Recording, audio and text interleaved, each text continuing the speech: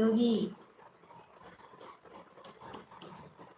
பேசாம என்ன அண்ணா? அப்துல் அண்ணா, அன்று சின்ன ஊசிக்கு அஞ்சி ஓடி ஒளிந்து கொண்டவள் இன்று 6 தையல் போட்டு மலாமல் அமர்ந்திருக்கிறாள். காரணம் கையில் ஒரு அழகான குழந்தை. சிசேரியன். செம செம வெங்கட், உண்மைதான். 6 தையலா? எனக்கு 12, 2 குழந்தைங்களும் சிசேரியன் தான்.